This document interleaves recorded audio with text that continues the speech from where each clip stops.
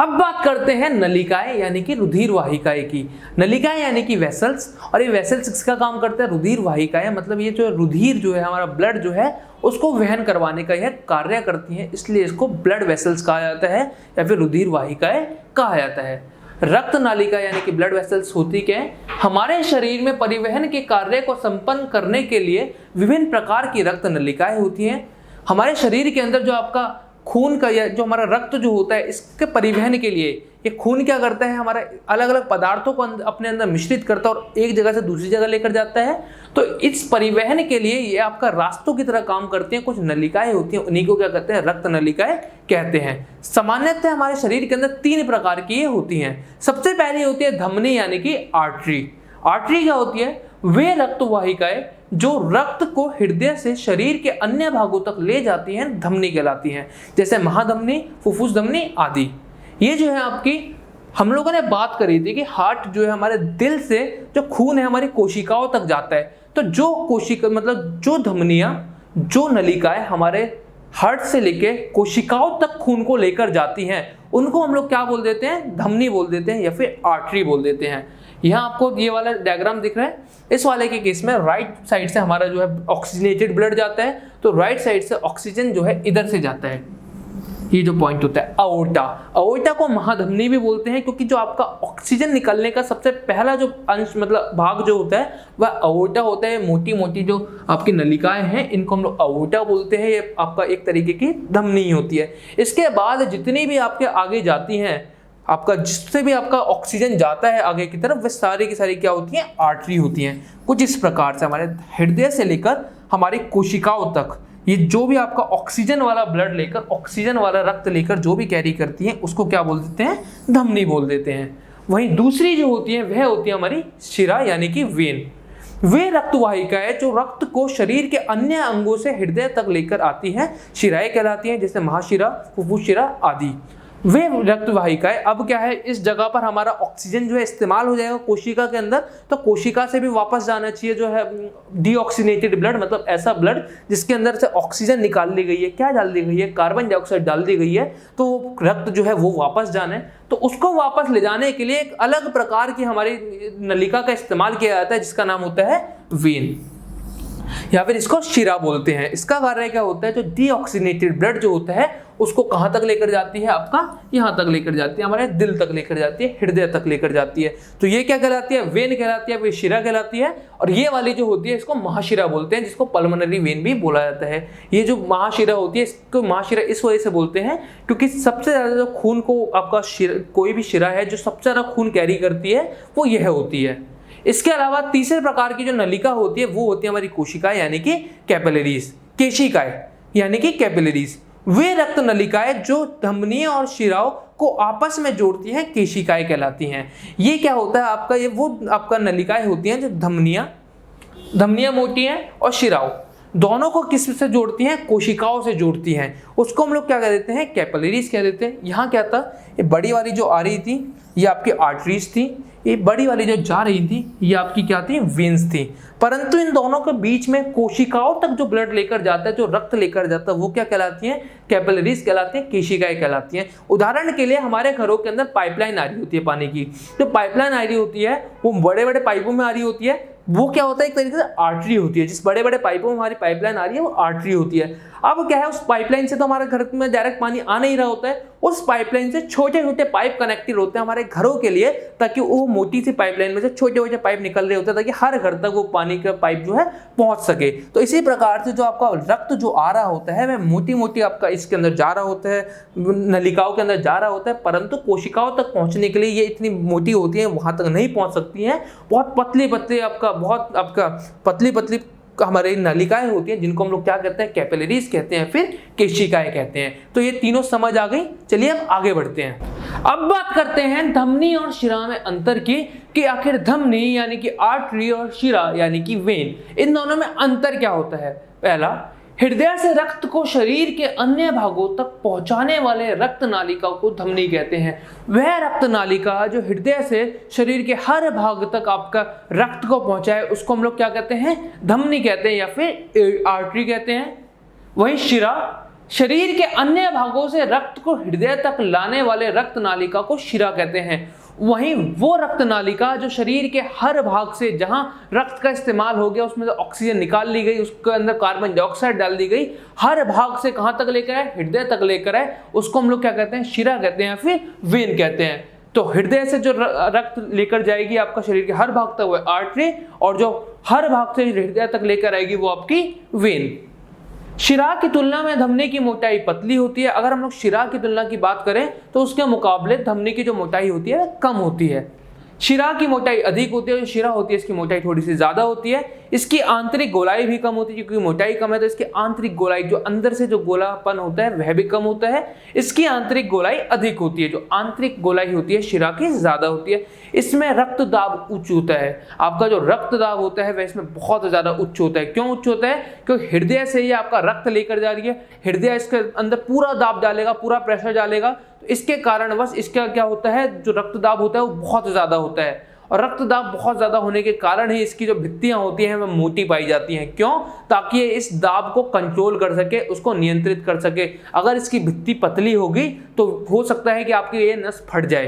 तो इस वजह से जो आपकी धमनी जो होती है इनकी भित्तियां मोटी होती हैं, क्योंकि इनके अंदर रक्त दाब उच्च होता है। इसमें रक्त दाब कम होता है। इसके अंदर रक्त दाब कम क्यों होता है? क्योंकि इसका अपना खुद का कोई दाब नहीं होता है। हृदय से जो पीछे से जो आपका खून आ रहा है, जो धमनियों में आ रहा है, वही इस्तेमाल होने के बाद में किसको ढकेलता है, आपका जो भी खून आपका आर्टरी में आ रहा होता है वही जब आपका वेन्स में आता है तो इस वाले खून को ढकेलता है, और पीछे से जो धक्का आ रहा होता है, पीछे से जो प्रेशर आ रहा होता है, उसी की वजह से खून जो है ऊपर जाता है। तो इसका खुद का कोई बहुत ज्यादा प्रेशर नहीं होता, कोई दाब नहीं होता, इसलिए इसकी भित्तियां भी पतली होती हैं। सामान्यतः इसमें ऑक्सीजन युक्त रक्त प्रवाहित होता है। सामान्यतः अगर हम नॉर्मली बात करें तो आर्टरीज में कैसा आपका रक्त प्रवाहित होता है, ऑक्सीजन युक्त, ऐसा रक्त जिसके अंदर ऑक्सीजन है। सामान्यतः शिराओं में CO2 रक्त प्रवाहित होता है। वहीं शिराओं में कैसा रक्त प्रवाहित होता है, जिसके अंदर कार्बन डाइऑक्साइड होती है। तो ये दोनों अंतर होते हैं आपका धमनी और शिरा के बीच में। अब रक्त वाहिकाओं के अंदर आपका रक्त फ्लो करता है तो कुछ ना कुछ दाब होता है रक्त का, चाहे वो आपका हृदय की वजह से हो,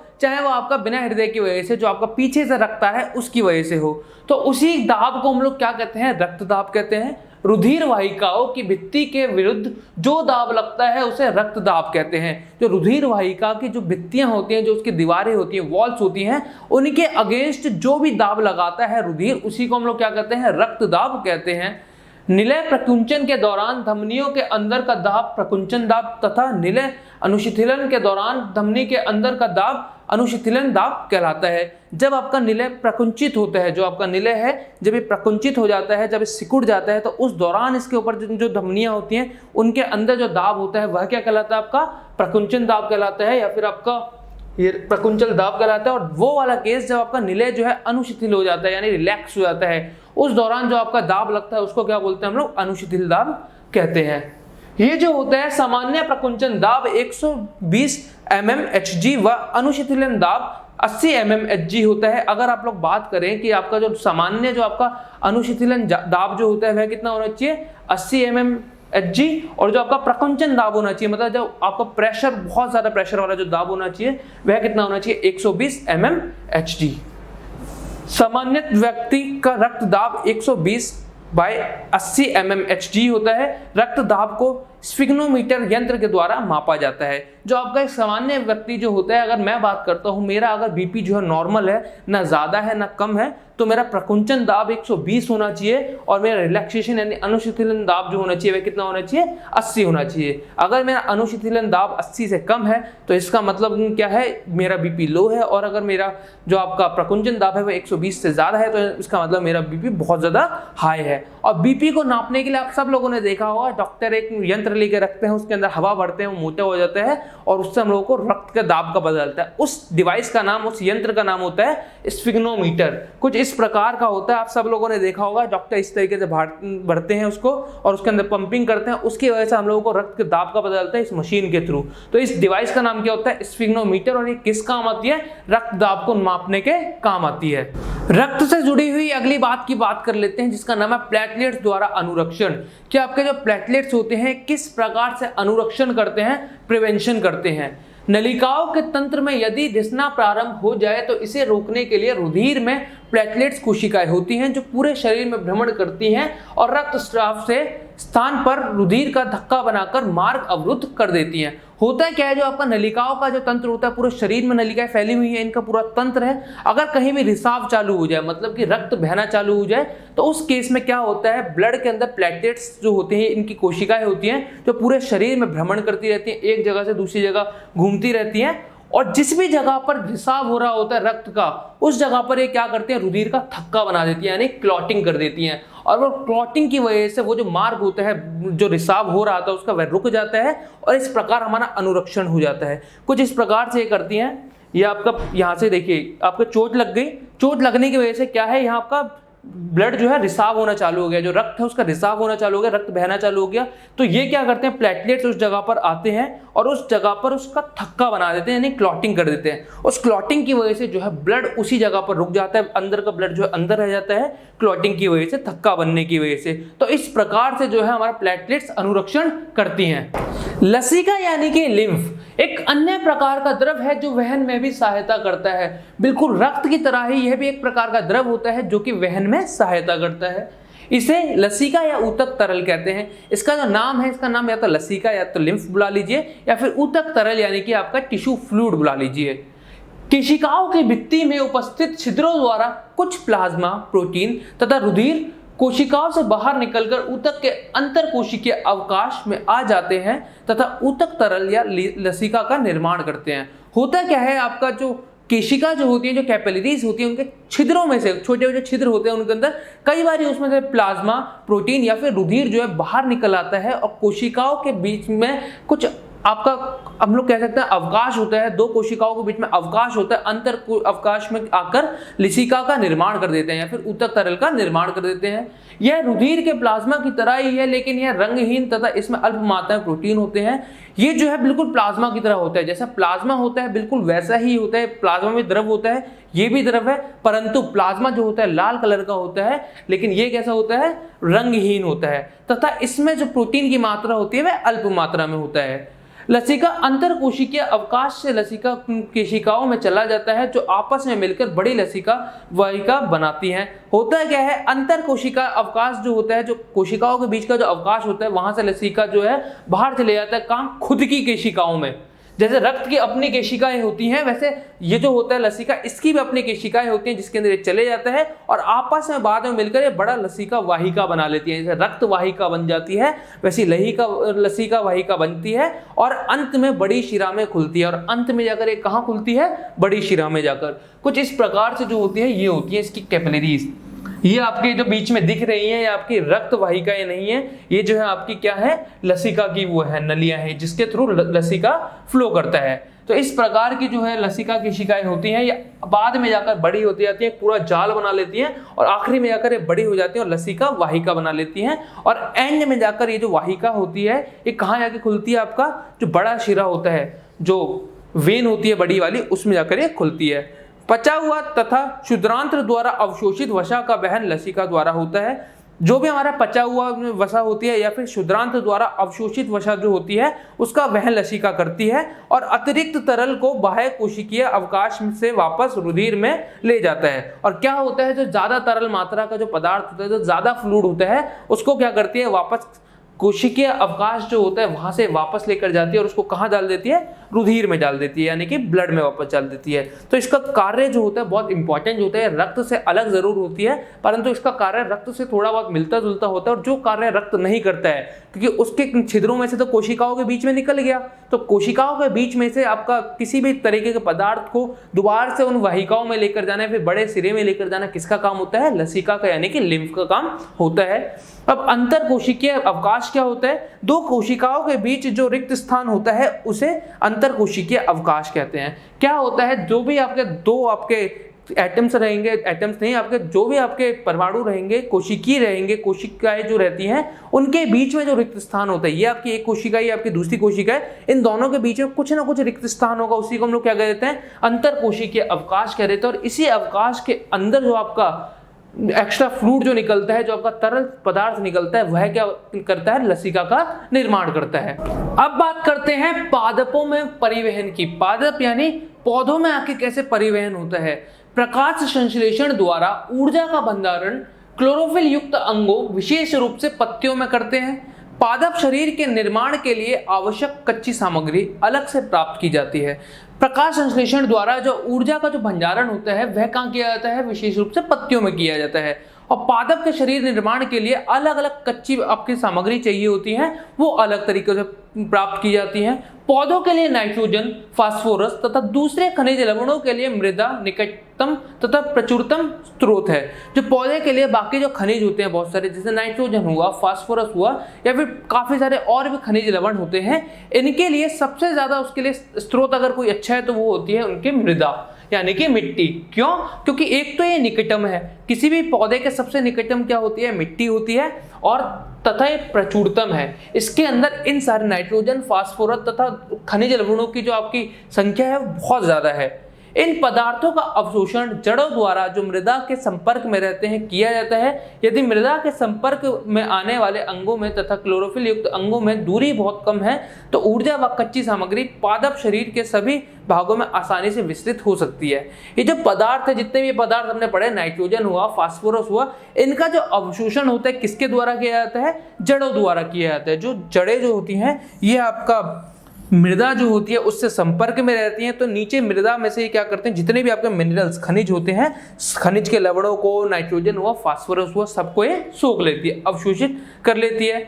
यदि मृदा के संपर्क में आने वाले अंग, जो मृदा के संपर्क में जो अंग है, तथा क्लोरोफिल युक्त अंग, जो क्लोरोफिल वाले अंग है, कौन कौन से अंगों में क्लोरोफिल होती है, पत्तियों में तो होती है, हो सकता है किसी की टहनी में या फिर तने में भी क्लोरोफिल हो।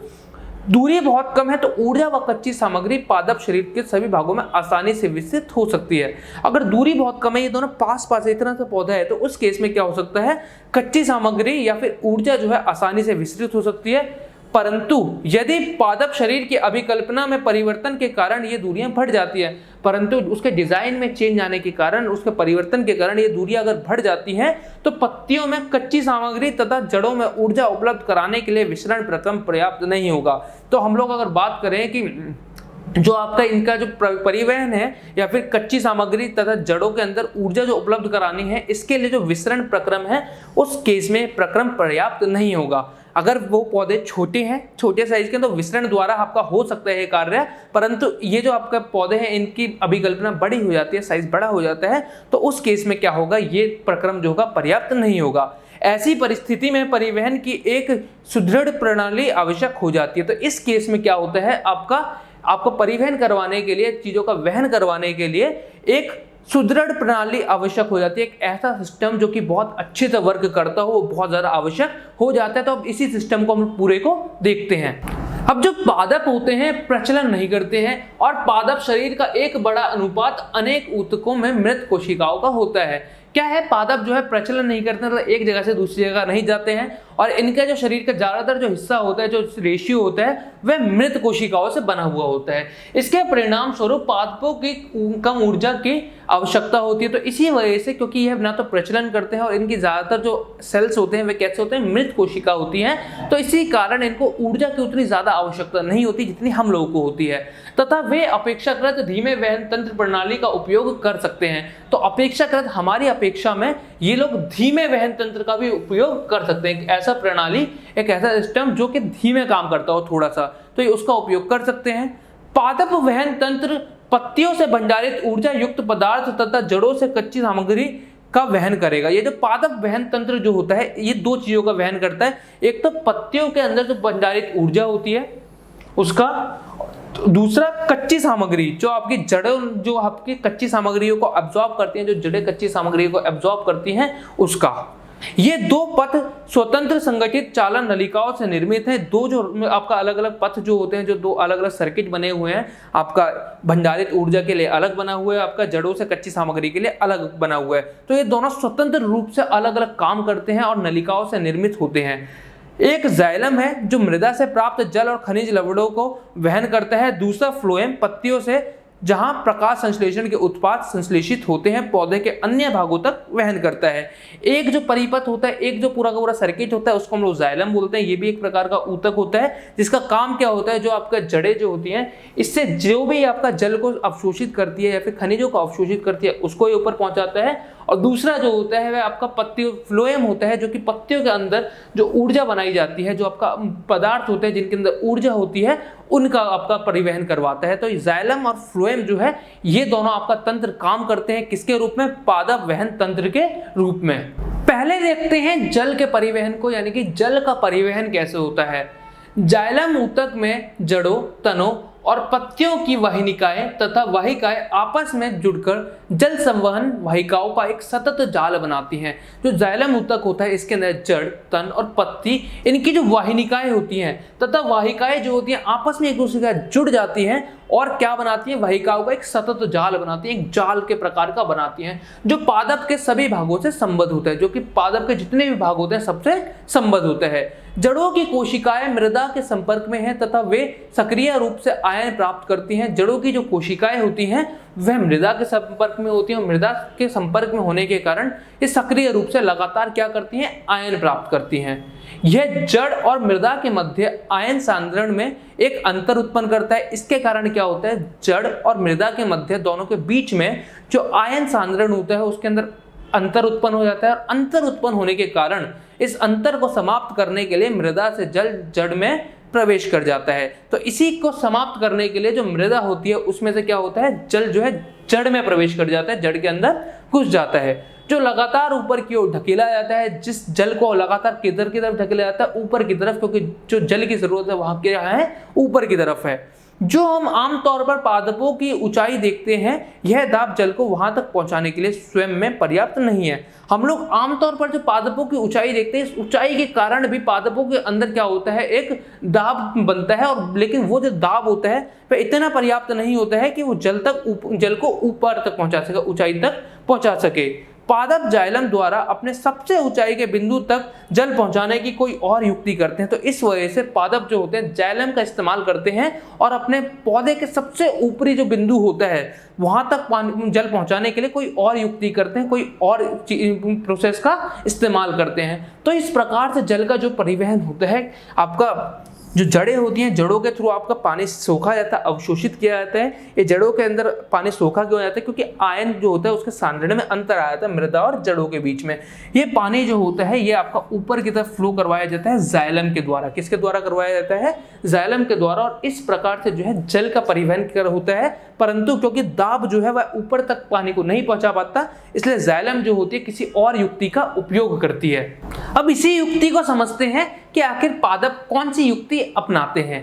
पादप के वायवीय भागों द्वारा वाष्प के रूप में जल की हानि वाष्पोत्सर्जन कहलाती है।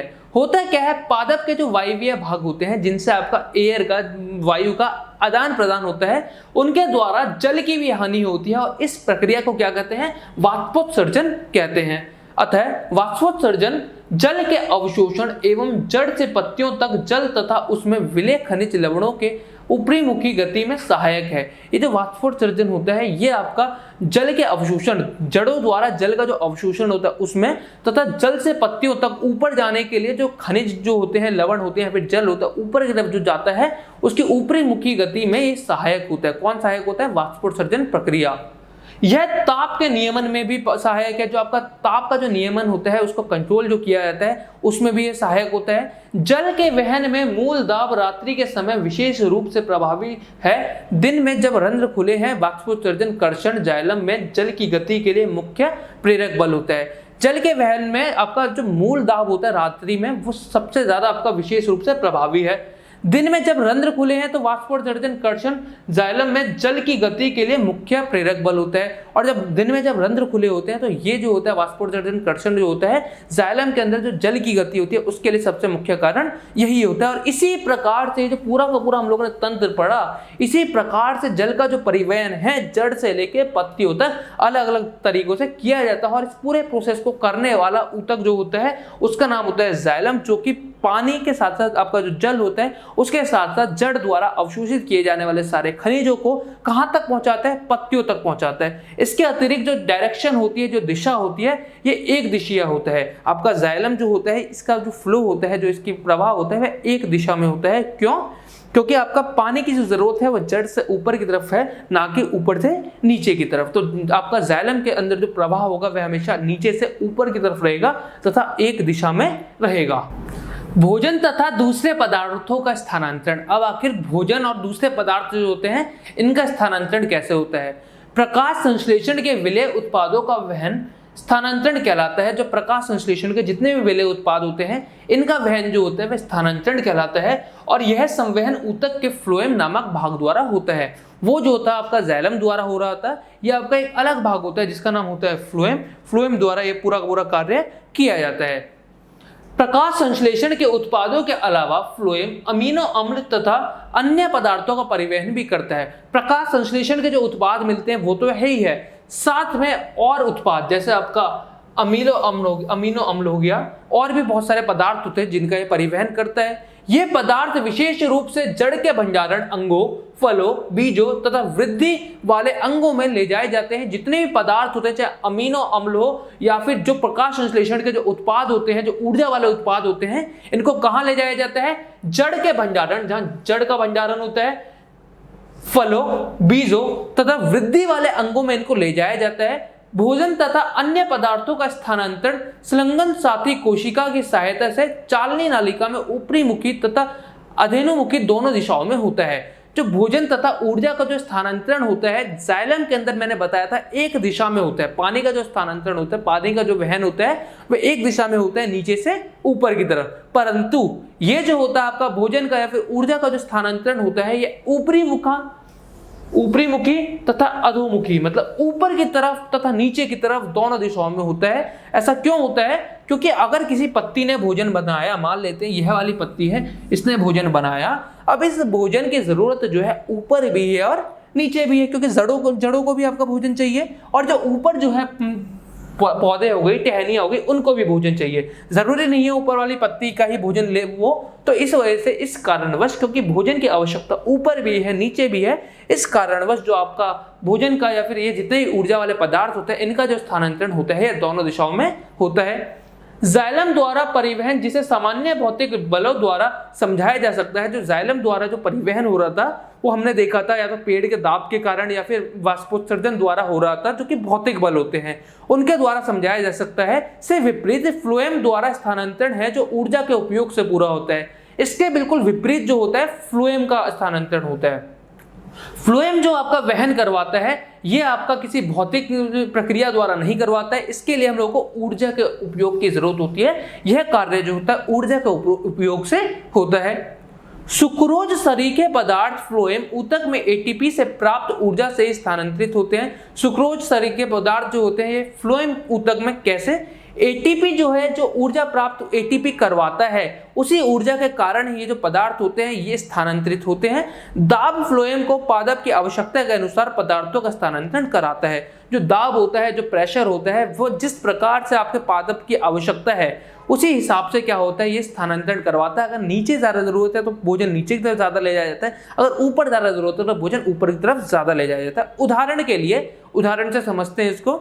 बसंत में जड़ व तने के ऊतकों में भंडारित शर्करा का स्थानांतरण कलिकाओं में होता है। जो आपकी बसंत जो होती है उसके अंदर में जड़ व तने के ऊतकों में भंडारित शर्करा, जो भी आपका जड़ हुई या फिर तने हुए, इनके अंदर जो भंडारित शर्करा होती है, जो शुगर होती है, उसका स्थानांतरण कहाँ कराया जाता है? कलिकाओं में किया जाता है। कलिका मतलब जो कलियां फूट कर आती हैं बसंत ऋतु के अंदर, जिसे वृद्धि के लिए ऊर्जा की आवश्यकता होती है। जिन कलिकाओं को किसके लिए?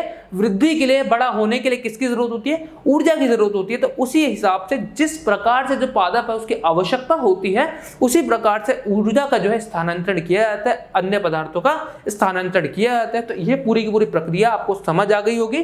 दोबारा एक बार देख लेते हैं। जो फ्लोएम होता है इसकी दिशा दोनों तरफ होती है। इसका कार्य क्या होता है? भोजन तथा ऊर्जा वाले पदार्थ तथा अमीनो अम्ल और ऐसे पदार्थ जो हमें प्रकाश संश्लेषण से मिलते हैं उनका यह आपका वहन करवाता है। ये जो वहन करवाता है इसके अंदर ये आपका ऊर्जा की उपयोग करता है आपका, जबकि जाइलम के अंदर क्या हो रहा था वह भौतिक प्रक्रियाओं के द्वारा हो रहा था, परंतु ये जो है ऊर्जा का उपयोग करता है, दोनों दिशाओं में होता है और साथ में पादप की जो भी आवश्यकता होती है उसके अनुसार ये जो है आपका परिवहन करता है। चलिए हम लोगों ने पोषण की बात कर ली, हम लोगों ने शोषण की बात कर ली, हम लोगों ने वहन की भी बात कर ली।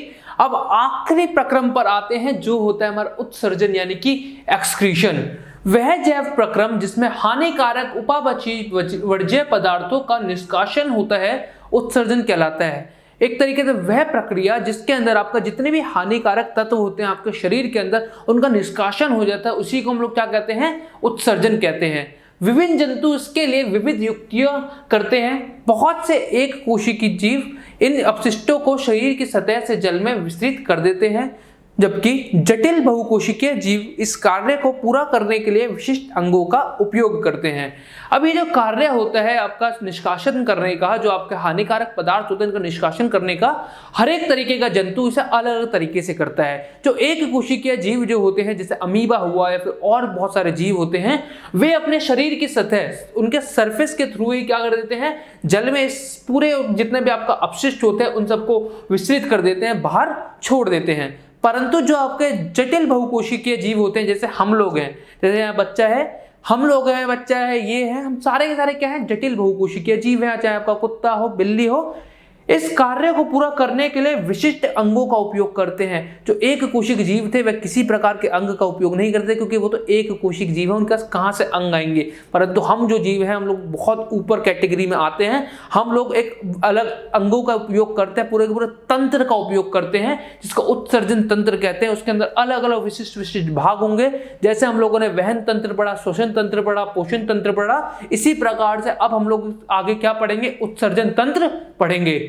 अब मानव में उत्सर्जन यानी कि मानव के अंदर उत्सर्जन तंत्र को पढ़ते हैं, पूरा का पूरा किस प्रकार से मानव का उत्सर्जन तंत्र बना हुआ है।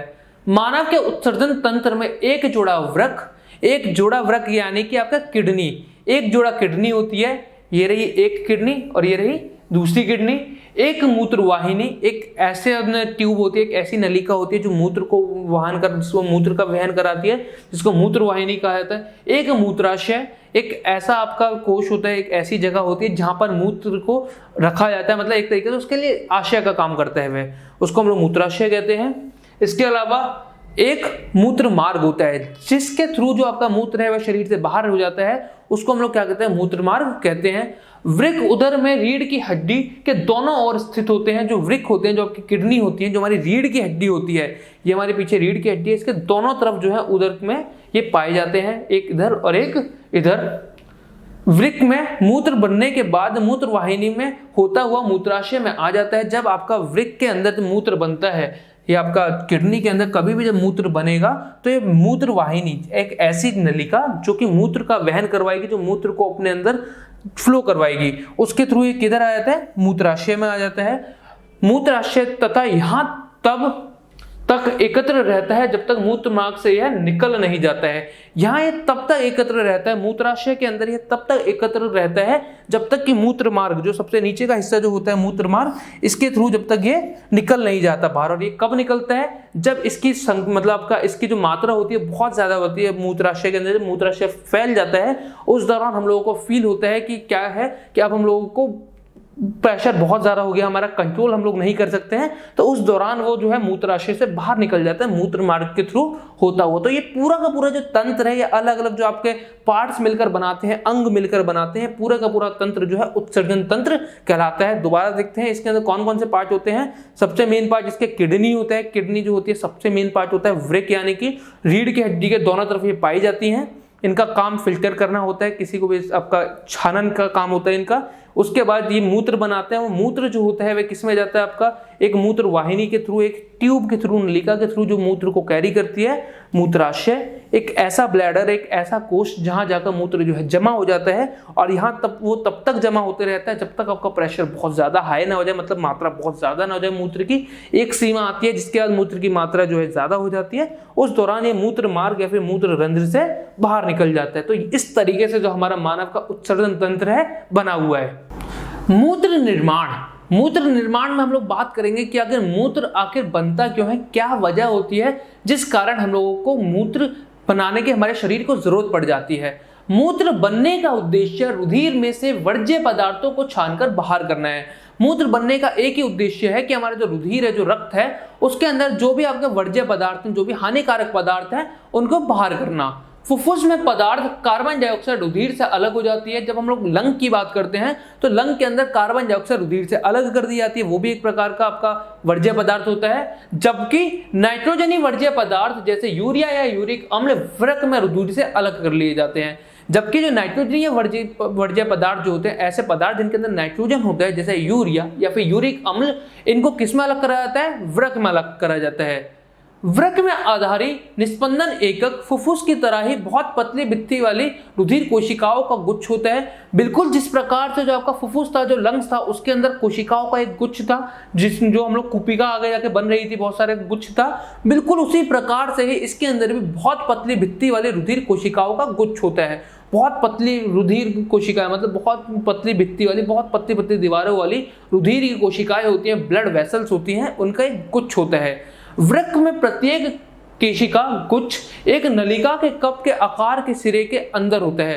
वृक्क के अंदर हर एक केशिका गुच्छ जो होता है एक नलिका के कप के आकार के सिरे। आप देखते हैं ये आपकी नलिका है, इसका ये जो एंड है एक कप जैसा होता है, कप के सिरे के अंदर नलिका जो है वो होती है।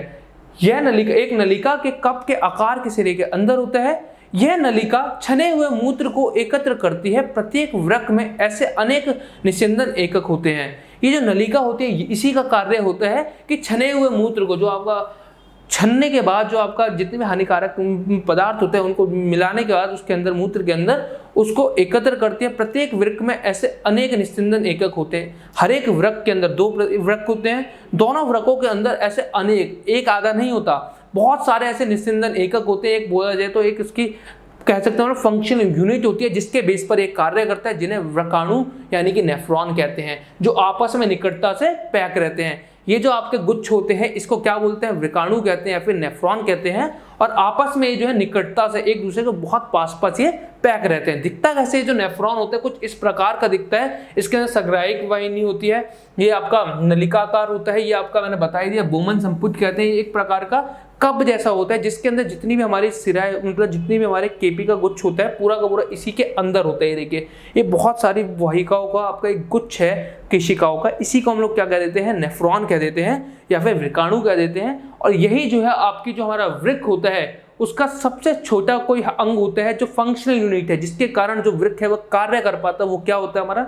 नेफ्रॉन होता है, फिर वृकाणु होता है। और इस वजह से हम लोग जो है, ताकि हमारे हानिकारक पदार्थों को हम लोग शरीर से अलग कर सके, मूत्र का निर्माण करते हैं। प्रारंभिक निस्यंद में कुछ पदार्थ जैसे ग्लूकोज, अमीनो अम्ल, लवण और प्रचुर मात्रा में जल रह जाते हैं। क्या होता है हमारा प्रारंभिक निस्यंद जो होता है, प्रारंभिक फिल्ट्रेट जो होता है, किडनी से शुरुआत में फिल्टर होकर जो आता है, उसके अंदर कुछ पदार्थ रह जाते हैं जैसे ग्लूकोज जो कि एक बहुत इंपॉर्टेंट है, अमीनो अम्ल, लवण और प्रचुर मात्रा, मतलब एक अच्छी खासी मात्रा में जल रह जाता है। जैसे जैसे मूत्र इस नलिका में प्रवाहित होता है, जैसे जैसे मूत्र जो है नलिका में आगे की तरफ बढ़ता है, इन पदार्थों का चयनित पुनर्वशोषण हो जाता है। क्या होता है? जब जैसे जैसे आपका जो है आगे बढ़ता है तो इनका दोबारा से अवशोषित कर लिया जाता है, पुनः क्या कर लिया जाता है? अवशोषित कर लिया जाता है, चयन करके इसका कि कौन सा पदार्थ जो है वह कार्य के लिए मतलब जरूरत है। जैसे हमारा ग्लूकोज हुआ, अमीनो अम्ल हुआ, इसके अलावा और भी कुछ पदार्थ होते हैं जिनकी कार्य के लिए जरूरत होती है, उनका चयन किया जाता है आपका और उन्हें दोबारा से अवशोषित कर लिया जाता है। जल की मात्रा, पुनर्शोषण शरीर में उपलब्ध अतिरिक्त जल की मात्रा पर तथा कितना विलेय वर्ज्य उत्सर्जित करना है पर निर्भर करता है। कि जल की मात्रा जिसको दोबारा से अवशोषित किया जाएगा, पुनर्वशोषित किया जाएगा, वो डिपेंड करती है। ये नहीं है कि हमने पूरा का पूरा जल निकाल लिया, अगर पूरा का पूरा जल ही निकाल लिया तो हमारा मूत्र तो फ्लो ही नहीं कर पाएगा, वहन ही नहीं कर पाएगा।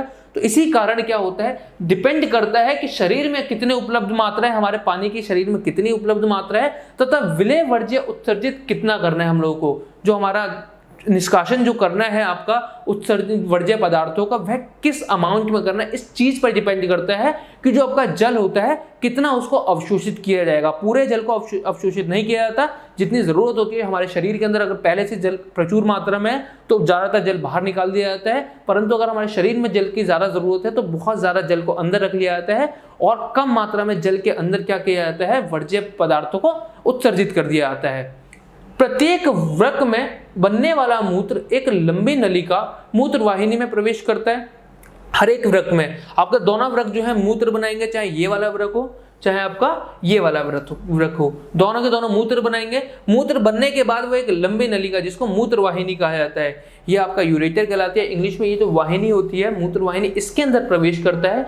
इसके प्रवेश करने के बाद जो वृक्क के मूत्राशय से जोड़ती है, जो वृक्क को किससे जोड़ती है, मूत्राशय से। वृक्क और मूत्राशय को जोड़ने वाली जो नली होती है मूत्र को ले जाने वाली, इसको यूरेटर या फिर मूत्र वाहिनी कहते हैं। मूत्राशय में मूत्र भंडारित रहता है। अब धीरे धीरे मूत्राशय में क्या होता है, मूत्र का भंडार होना चालू हो जाता है।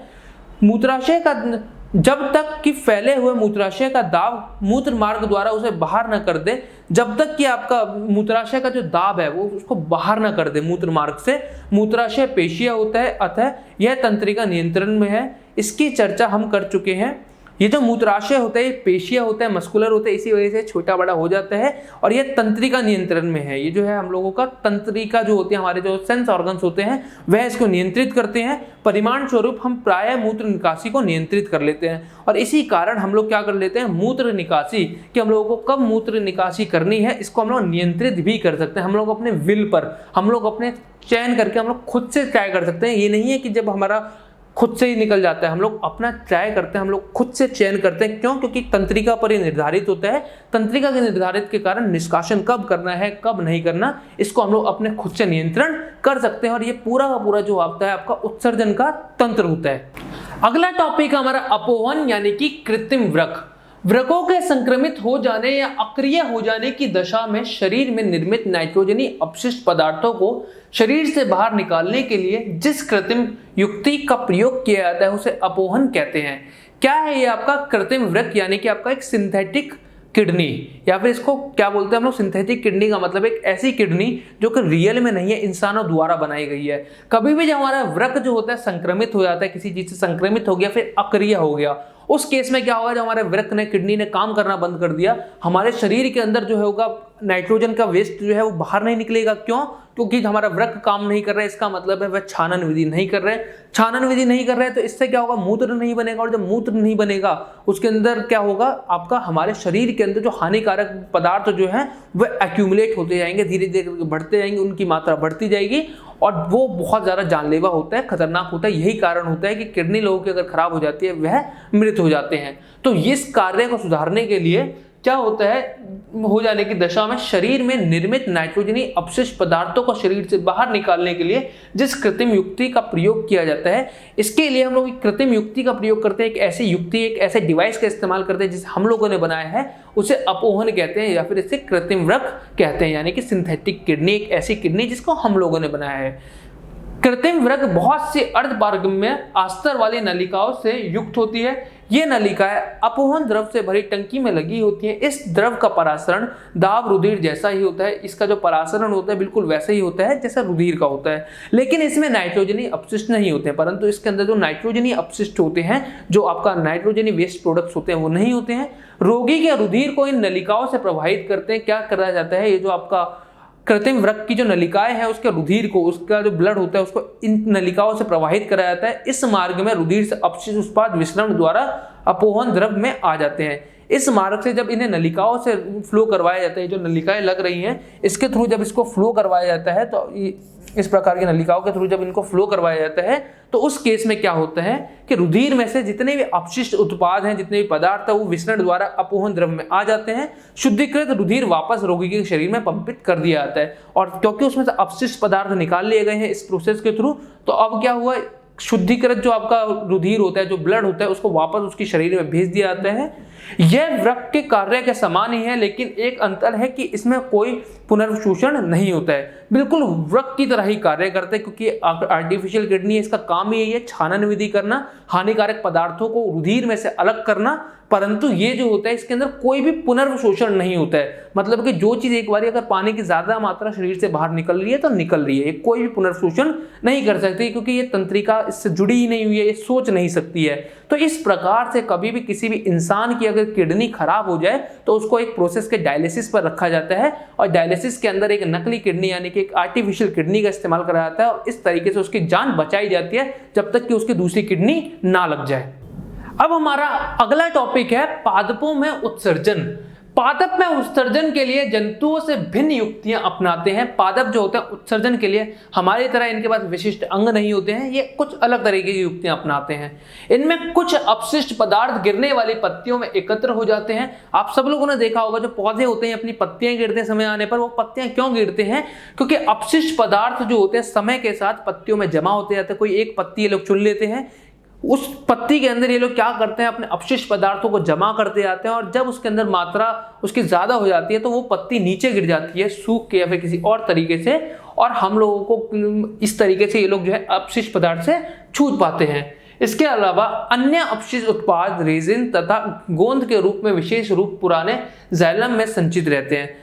दूसरे जो अपशिष्ट पदार्थ होते हैं उसको कैसे बाहर करते हैं? पेड़ों के ऊपर आप लोगों ने देखा होगा कुछ गोंद जैसा चिपका रहता है या फिर रेजिन जैसे पदार्थ चिपके रहते हैं। ये क्या होता है असल में? ये भी जो पेड़ पौधे होते हैं उनका जो अपशिष्ट पदार्थ होते हैं वे अपने अपशिष्ट पदार्थों को, हानिकारक पदार्थों को गोंद के या फिर रेजिन की फॉर्म में बाहर करते हैं। पादप भी कुछ अपशिष्ट पदार्थों को अपने आसपास की मृदा में उत्सर्जित करते हैं। जो पादप होते हैं ये भी क्या करते हैं, कुछ अपशिष्ट पदार्थों को तो इन्होंने पत्तियों से घेर दिया, कुछ को इन्होंने रेजिन तथा गोंद की फॉर्म में बाहर कर दिया, कुछ अपशिष्ट पदार्थों को अपने आसपास की मृदा, जो आसपास की मिट्टी होती है उसके अंदर ये उत्सर्जित कर देते हैं, और इस प्रकार से पादप जो है अपना उत्सर्जन करते हैं।